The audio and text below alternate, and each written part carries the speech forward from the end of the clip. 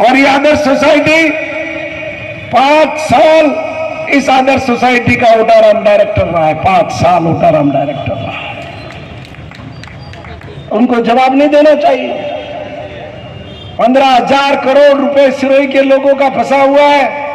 इतनी जगह पर आप जाकर के सभाओं पर भाषण देते हो, इतनी जगह पर धर्म की बातें करते हो, साधु संतों को साथ बिठाते हो, तो डायरेक्टर जिस सोसाइटी के तुम थे, तुम आज तक तुमने लोगों को क्यों नहीं बताया कि वो 15,000 करोड़ रुपए कहां गए? किसके पास भेजे आपने? 600 करोड़ रुपए का पेमेंट किया महावीर एंटरप्राइजेज को। महावीर एंटरप्राइजेज के खाते में वो 600 करोड़ रुपए है। उसके खाते से वो पैसा कहां गया आज तक बताया क्यों नहीं आपने?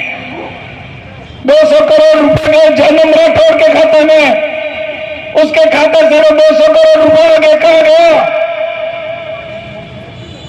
ED, special fraud investigation organisation, income tax, सबके पास सब जानकारी है। फिर देश के लोगों के सामने क्यों नहीं ला रहे? हमारे सामने क्यों नहीं ला रहे? इसलिए कि ये सारा पैसा इनकी पार्टी और इनकी संस्थाओं के खातों के अंदर गया है। सिरोही में इसी मोदी के, मुकेश मोदी के घर पर इनकी संस्था का कार्यालय चलता था। एक एक बच्चे को पता है। तो अमित शाह साहब डर के निकल गए। और इतना भी डरने की क्या जरूरत थी? बीजेपी वाले तो बड़ा आप पर फक्र करते हैं। इसलिए फक्र करते हैं आपके ऊपर कि आप अपने नाकारा किस्म के बेटे को बीसीसीआई का सेक्रेटरी बनने में सफल हो गए। क्रिकेट कंट्रोल ऑफ इंडिया के उसकी फर्म जो करोड़ों रुपए के घाटे में थी, आपके सत्ता में आने के कारण 1500 करोड़ रुपए की कंपनी बन गई। और आप तो इस बात के कारीगर हो कि जनता कहीं भी वोट दे, किसी की भी सरकार बनाए, आप एमएलए को खरीद करके अपनी सरकार का ठप्पा उसमें लगाने के चैंपियन हो आप। गोवा में क्या हुआ था? बहुमत तो कांग्रेस का आया था, एमएलए खरीद लिए उन्होंने और सरकार बना दी। कर्नाटक में क्या हुआ था 5 साल पहले? बहुमत तो कांग्रेस का आया था, 30 एमएलए खरीद लिए, 1000 करोड़ रुपए का इनका प्रोजेक्ट था और अपनी सरकार बना दी। सम्मानित मंच, भाइयों और बहनों, गोपाल भाईरा शरीर जितना भारी है, बनती ज्यादा अनारी छलांग भारी है। હું તો ચુનાવ લડી રહ્યો, એમએલએ રહો ને ઘણી મતે આને મને મુખ્યમંત્રી બનાવવાની વાત કરી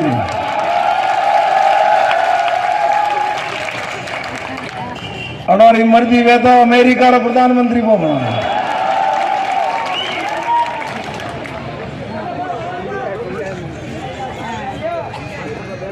आप भेंगोन ध्यान है कि 25 तारीख ने आप सबरे हाथ थी राजस्थान री नवी सरकार बनी। और सरकार बनावो एक उम्मीद रहती, पर एरिया रे हारू, पब्लिक रे हारू भलाई रखो। मुझे मालूम है कि आज राजस्थान के लोग सबसे ज्यादा दिक्कत महसूस कर रहे हैं, तो वो बीजेपी के सरकार में पैदा की गई, बीजेपी की सरकार में लाई गई बजरी की नीति के कारण महसूस कर रहे हैं। बड़े माफिया के साथ साठगांठ करके उस वक्त जो बजरी के लाइसेंस दिए गए होते तो वो शराब के बड़े ठेकेदार थे, सड़क निर्माण कार्यों के बड़े ठेकेदार थे। लेकिन बीजेपी के लोग इनके साथ पार्टनर बन गए और पूरी की पूरी तहसील, पूरे के पूरे जिले की बजरी की ठेकेदारी एक एक कंपनी को दे दी। और उसका नतीजा ये हुआ कि उसमें कई विवाद उत्पन्न हुए और हाई कोर्ट का फैसला लोगों के पक्ष में आया। जिनको बजरी के लाइसेंस मिले थे उनके खिलाफ आया और बाद में वो चले गए सुप्रीम कोर्ट। कई साल बजरी यूं ही चलती रही बिना लीज के, क्योंकि सुप्रीम कोर्ट की रोक थी। जो रेट उन्होंने निर्धारित की थी उस पर रोक थी। लेकिन पैसे वालों की ताकत बड़ी होती है। बड़े से बड़े वकील इन्होंने सुप्रीम कोर्ट में खड़े किए और अपने हक में फैसला करा करके आ गए। और आज बीजेपी की उस गलत नीति का खामियाजा एक एक गांव को, एक एक नागरिक को भुगतना पड़ रहा है। मैंने राजस्थान की विधानसभा में बराबर इस पर अपनी बात रखी थी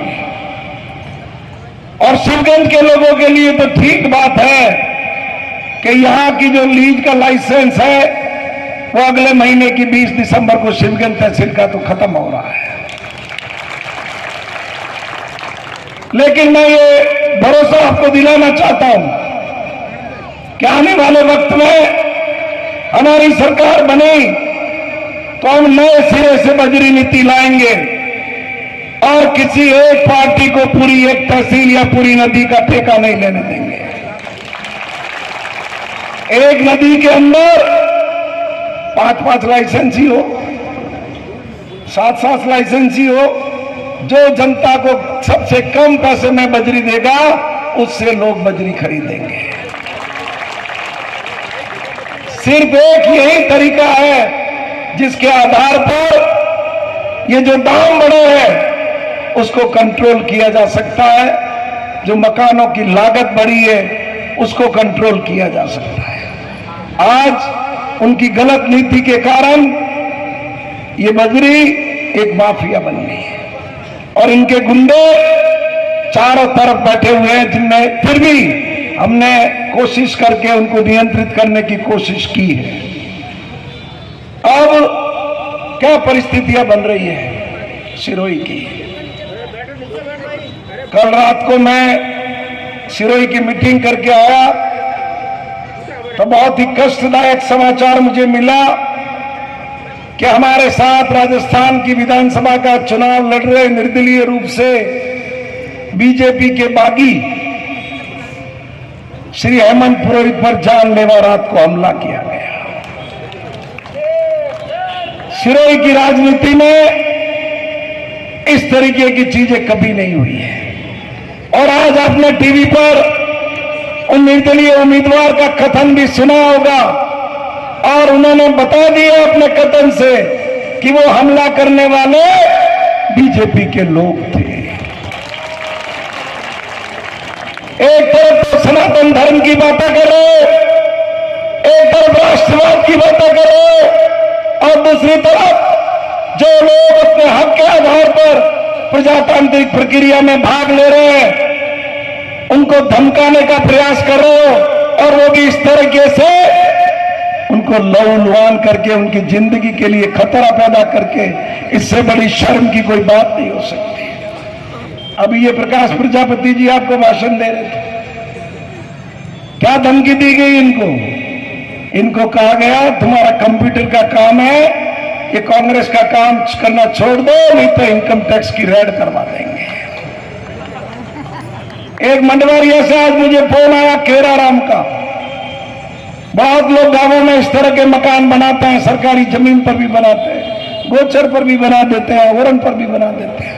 उसको कहा तेरा पट्टा बना हुआ नहीं है, काम करना छोड़ दे नहीं तो तेरा मकान जमींदोज कर देंगे। लेकिन मैं उनको बता दूं इस तरीके की धमकियां कमजोर और बुज़दिल लोग दिया करते हैं।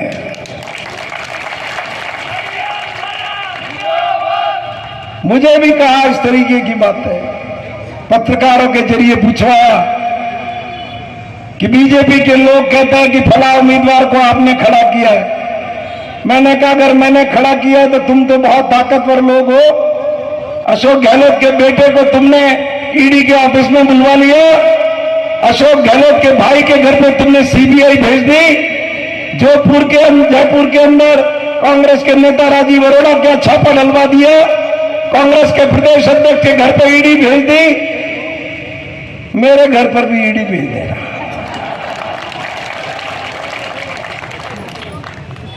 शिवगंज के अंदर आपको याद होगा जेसी फाइनेंस करके बाजार में एक लोन फाइनेंस करने की कंपनी थी। लोग काम देते हैं अपने लोगों को, रोजगार देते हैं, कई साल से काम कर रहे थे। उस फर्म में घपला किया और उसके बाद क्या हुआ आपको पता है? उस लड़के ने आत्महत्या की और यही ओटाराम ले जाके शिवगंज थाने के बाद पिछले साल उनको धरने पर लेकर के बैठ गए। तो क्या शिवगंज के लोग व्यापार करना बंद कर दें? और उस धरने के बाद कुछ नहीं हुआ। उस व्यापारी को ब्लैकमेल करके उससे पैसे वसूल किए, इन्होंने पैसे वसूल किए। क्या ये चाहते हैं हम लोग कि इसी तरीके की प्रवृत्ति को आगे भी बढ़ावा मिले?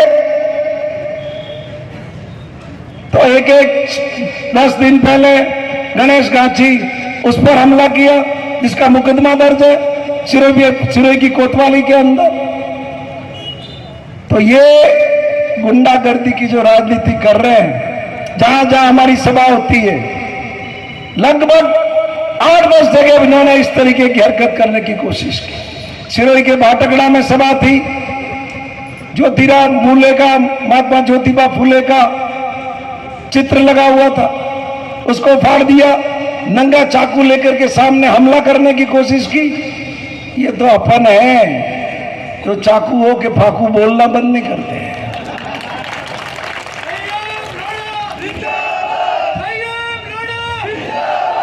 पर जिस तरीके की गुंडागर्दी बीजेपी के लोग बिना सत्ता में आए कर रहे हैं, मैं आपको सावधान कर रहा हूं।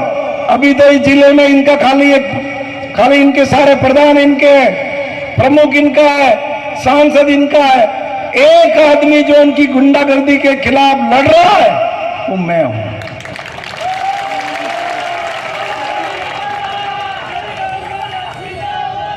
तो सपा भी नाश करवा रही था, गलती कर जियो मती। मैं डबल इंजन सरकार लावो, डबल इंजन सरकार लावो। अरे 2013 की 18 तक डबल इंजन की सरकार थी क्या? थे मंत्री न जयपुर में, दिल्ली में मोदी जी प्रधानमंत्री, डबल इंजन नहीं थे पास। तो डबल इंजन फेल हुआ, जाम पास आई हो। हमें हीरो हार तो मुझे एक इंजन ही घर ना डबल चाहिए ना सिंगल चाहिए।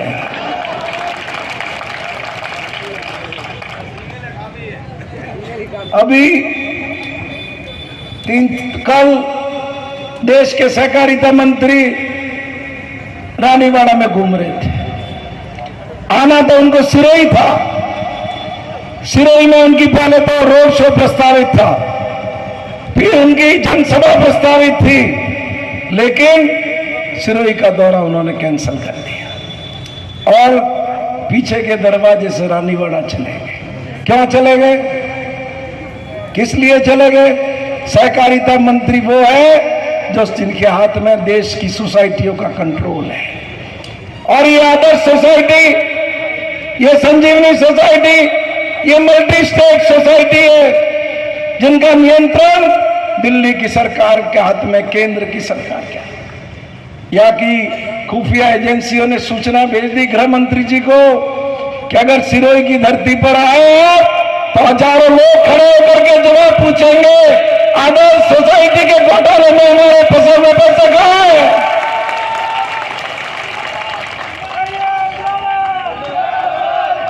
संजीवनी में फंसे हुए हमारे करोड़ों रुपए कहां है? आपके पास कोई जवाब नहीं होगा, क्योंकि उसके सूत्रधार आपके अपने लोग हैं। हमारे आज शिवगंज नगरी के बीच में शिवगंज के लोकप्रिय और शिवगंज के नाम विकास भवन संयंत्र लोढ़ा साहब और परम सम्मान्य मंच, आप शिवगंज के बड़े बुजुर्ग माता बहनों, युवा साथी और व्यापारी बंधुओं को मैं हाथ जोड़ के निवेदन कर रहा हूं कि आप सबसे पहले हजारों की संख्या में पधारे, आपका बहुत बहुत शुक्रिया, धन्यवाद। और शिवगंज के बड़ी हमारे बड़े बुजुर्ग और माता बहनों और व्यापारी भाइयों से हाथ जोड़ के निवेदन है कि ये शिवगंज का विकास और ये शिवगंज का लाल और ये शिवगंज का नाम पूरे राजस्थान में गूंजता है, पूरे राजस्थान में। बंधुओं, ये मौका है, अब शिवगंज की इज्जत आप अपने सबके हाथ में है और वास्तव में इस इज्जत को बचाने के लिए अपने पास 36 घंटे का टाइम बचा है, 36 घंटे का। अगर शिवगंज के निवासी वास्तव में अगर 36 घंटे न सो करके विकास पुरुष और अपने आप के स्थानीय माल के लिए लगा दे तो राजस्थान में कांग्रेस की सरकार बनेगी और आपका लाल देव राजस्थान का गृह मंत्री बनेगा।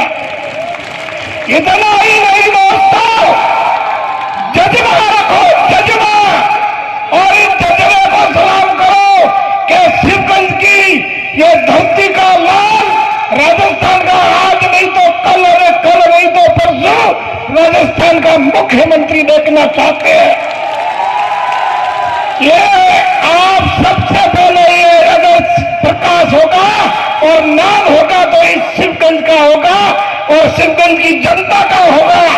इसलिए बंधुओं, हाथ जोड़ के निवेदन कर रहा हूं कि जाग जाओ और 36 घंटे लगाओ, रात दिन लेकर के, और 25 तारीख को सुबह कांग्रेस के निशान पर और विकास पुरुष के निशान पर, हाथ के निशान पर 50,000 में 1 लाख वोटों से जिता दो। आपका विकास और आपका शिवगंज हिंदुस्तान की पटल पे होगा, ये आपको कोई रोक नहीं सकता। इसलिए मैं आपका ज्यादा टाइम नहीं लूंगा। आप सबको इस मन से ये संदेश लेके जाना है कि गांव गांव जितने भी अपने सगे संबंधी यार सबको जागृत करके ये बताना है कि सिरोही का विकास और सिरोही का नाम रोशन करने के लिए संयंत्र लोढ़ा को 25 तारीख को कांग्रेस के निशान पर विजय बनाना। धन्यवाद। गांव में वहां का आरएसएस का कोई कार्यकर्ता एक क्लिप बना के भेजता है कि आपको विकास के कार्य देखना हो तो सिंगमन तहसील में एक जो तहसील हेडक्वार्टर पड़ता है वहां पे जिला अस्पताल बना दिया। इसी प्रकार अपने यहाँ पे मेडिकल कॉलेज बनाई। मेडिकल कॉलेज बनाना अपने लिए बहुत मुश्किल काम था। क्यों कि जिला अस्पताल में अपने 150 बेड ही थे। 150 बेड में जिला मेडिकल कॉलेज उस दायरे में नहीं आता है। तो आपने विधानसभा में जाके सिरोही जिला को पिछड़ा जिला घोषित करवा के और मेडिकल कॉलेज के लिए प्रस्तावित करवाया। आपकी बदौलत जिला में मेडिकल कॉलेज बनी। विगत वर्षों से बोपा जी यहाँ पे थे। 10 वर्षों तक नर्मदा के नीर के लिए बोपा जी कह रहे थे कि आपकी प्यास बुझाने के लिए मैं नर्मदा का पानी लाऊंगा। लेकिन विधायक जी संयम जी लोढ़ा साहब ने आपने घोषणा की थी कि मैं जितने ही आपके चाय बांध का सिंगमन क्षेत्र के सभी गांवों को पानी पिलाऊंगा। तो ये विकास के कार्य का उद्घाटन भी हो गया है और विगत टाइम में अपने सभी गांवों में मीठा पानी उपलब्ध हो जाएंगे। इसी प्रकार अपने क्षेत्र में 7 नए कॉलेज खुले हैं और क्षेत्र